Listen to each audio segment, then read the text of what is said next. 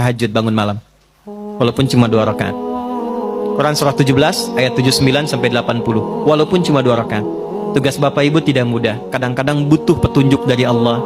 Kadang dari mimpi, kadang Allah jalankan orang lain memberikan informasi, dikumpulkan kita kontemplasi. Kalau bukan petunjuk Tuhan mustahil. Kata Allah, bangun malam, wa minal laili fatahajjad bi nafilatan lak. Aku berikan 4 hal. 1, asa ayyab'atsaka rabbuka maqaman mahmudan. Kalau engkau konsisten, aku bimbing karirmu ke tempat kedudukan terbaik dan terhormat yang orang lain memuliakannya. Kan ada orang dapat posisi tinggi tapi orang lain belum tentu respect kan? Kalau Tuhan sudah respect, siapa yang bisa mencegah orang lain untuk merendahkannya? Bangun konektivitas itu, kata Allah, aku bimbing dia dengan cara terhormat di posisi terbaik dan orang semua hormat. 2, ini yang mahal. Wa qur rabbi adkhilni mudkhala sidqin. Akan dibimbing menjalani kegiatannya dengan cara yang terbaik. 3, wa akhrijni mukhrajas sidqin. Kalau ada persoalan, aku berikan solusi dengan cara yang paling terbaik. Yang keempat yang paling dibutuhkan. Wa ja'alli min ladunka sultanan nasira. Kalau ada yang usil dengan jabatannya pun, ingin menjahili, menyingkirkan, menyungkurkan, ini fitrah kata Quran. Semakin tinggi jabatan, semakin besar tantangan. Kata Allah, aku yang akan langsung menolong hambaku itu. Allah yang langsung menolongnya tanpa perantara siapapun. 4. Yang terakhir saya tutup, ada ketakwaan sosial. Hubungan dengan kita semua. Hubungan dengan kita sesama. Itulah yang kita beri nama silaturahim. Maka pindah ayatnya ke ayat pertama di surah yang keempat. Dengan kalimat nas, pembukanya sama. Ya ayyuhan nas. Hei semua manusia. Tuh, balik lagi. Mau laki-laki, perempuan, bapak ibu dari manapun. Ittaqu rabbakumul ladzi khalaqakum. Tegaskan lagi, tingkatkan takwamu kepada Rabbmu. Takwanya apa di sini? Kalau yang tadi spiritual, yang ini beda. Alladzi khalaqakum min nafsin wahidah wa khalaqa minha zaujaha. Yang telah mencipta engkau dari bapak yang sama, dari satu ibu yang sama. Maksudnya apa? Kalaupun kita beda keyakinan, membangun hubungan baik dengan sosial, setidaknya samakan di satu persepsi berasal dari bapak yang sama, Adam alaihissalam. Jadi kalau nggak sepakat di nilai-nilai keyakinan spiritual, sepakatlah di nilai kemanusiaan yang sama. Karena itu jangan batasi pergaulan sosial kita hanya dengan yang muslim saja. Kalau pengajian, silahkan yang muslim, yang lain punya acara lain. Tapi kalau nilainya sama-sama yang sifatnya sosial, bakti sosial, kegiatan umum, libatkan semua sehingga merasakan kenikmatan yang sama. Minimal kita sepakat dari satu bapak yang sama. Janganlah, dia kafir, nggak boleh. Ya? Dia nggak sama keyakinannya, nggak boleh. Tempatkan dalam satu hal yang sama. Bukankah Quran begitu bijak? Ya? Bukankah Quran begitu indah? Ketika menempatkan pada nilai spiritual, eksklusif. Ketika nilai-nilai itu sosial, buka.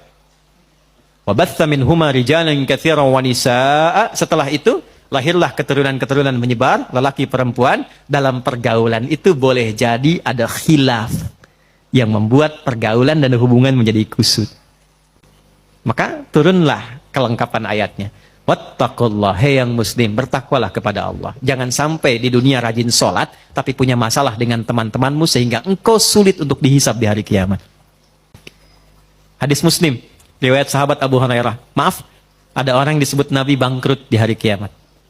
Izin, ini masih ada waktu? Masih, sampai jam berapa kita? Oh silahkan sampai jam 12, saya 11:04 pulang. Saya mau ke Banten. Ya, izin sebentar, maaf. Jadi ada sedang begini, Nabi sedang duduk-duduk dengan sahabat, beliau tanya, atadruna al-muflis, tahu nggak kalian orang yang bangkrut? Satu sahabat jawab, al-muflisu fina ma la dirham lahu wa la mata'.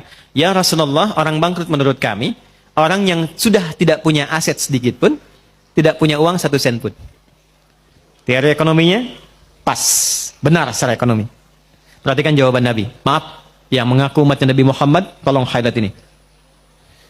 Al-muflisu min ummati. Orang yang bangkrut di akhirat dari kalangan yang mengaku umatku itu. Nabi tidak mengatakan umatnya Musa, umatnya Isa, tapi ada yang mengatakan umatnya Nabi Muhammad. Ya'ti yaumal qiyamati bi salatin.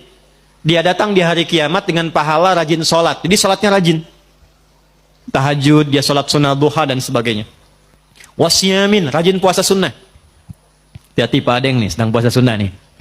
Rajin puasa, bukan Ramadan saja, puasa sunnah, puasa. Senin, Kamis, Ayyamul Bid, puasa Syawal. Wa zakatin, nggak telat zakat. Bahkan disiapkan sebelum waktunya. Kemudian dia sholat, dia puasa, zakat, mungkin juga haji dan umrah. Cuma sayang, wa ya'ti qad syatama hadza. Tapi lisannya gatal cela orang. Senang mencela. Ya, mencela itu sekarang lisan turun ke tangan tuh. Turun ke tangan. Ada ayatnya, al-yauma nakhtimu ala afwahim wa tukallimuna aydihim. Sekarang itu ayat Yasin itu berlaku. Kadang orang mencela, lisannya diam tapi tangannya itu komen. Hah? Tangannya komen kan? Sudah mulai sekarang ya. Tinggalnya di Singaparna tapi statusnya nyampe Singapura kan? Hah? Tungguin gitu kan? Dan terlibat di situ. Itu pembuktian terbaik sekarang, muncul sekarang. Dan masalah paling banyak kan sekarang, Pak ya? ITE yang banyak diadili itu. Ya. Wa qadzafa hadza, suka nuduh dengan bukti yang tidak ada. Maaf, wa daraba hadza, senang berkelahi. Puncaknya wasafaka dama hadza. Ada yang menumpahkan darah, membawa nama agama dengan jalan yang tidak benar. Tembak sana, bom sana, dor, Allahu Akbar, Allahu Akbar. Dan itu oleh Nabi jauh-jauh diingatkan. Hati-hati Pak, kalau ada aliran yang sedikit-sedikit lukai orang, menghukumi orang sekenanya, kata Nabi hati-hati. Karena kita itu sudah lengkap sekali aturannya, pakemnya sudah jelas. Ya. Jadi saya pernah sampaikan di beberapa kesempatan, waktu bom di Jalan Tamrin tuh, izin Pak Dirjen, teman-teman, Bapak Ibu, itu saya sedang di Lampung, 2 orang ledak. Itu pertanyaan pertama langsung bertanya, Ustadz, apakah bom di Jalan Tamrin termasuk jihad fisabilillah?